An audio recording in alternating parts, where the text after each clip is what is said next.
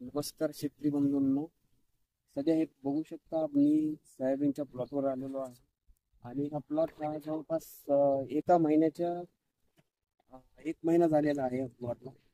आणि याच परिस्थितीमध्ये आपल्या सोयाबीन या पिकामध्ये जसं म्हणतो की आपण सोयाबीनवरती ज्या समस्या आहेत, जसं खोडमाशी आहे, चक्रीभुंगा आहे, तर याचं नियंत्रण करण्यासाठी आपल्याला हे वापरायचं आहे औषध.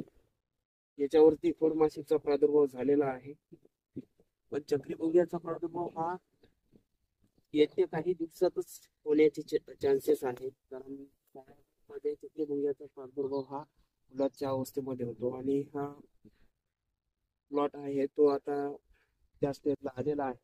आणि त्यामुळं आपल्याला फवारणी जी घ्यायची आहे, तर त्या औषधाची फवारणी घ्यायची आहे आपल्याला, जे की खोडमाशी, चक्रीभुंगा आणि व्हायरस पसरणारी पांढरी माशी जे आहे ते याचं नियंत्रण करण्याचं काम करते. स्पेरतो हे औषधाची फवारणी घ्यायची आहे. त्याच्यानंतर ह्याचं प्रमाण जे आहे ते 15 ग्राम वापरायचं आहे. आणि फुलाची संख्या वाढवण्याचा असेल तर त्यासाठी आपल्याला हे बायोस्टिम्युलंट वापरायचं आहे.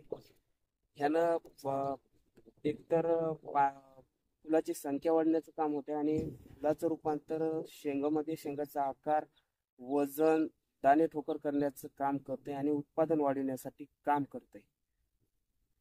तर धन्यवाद.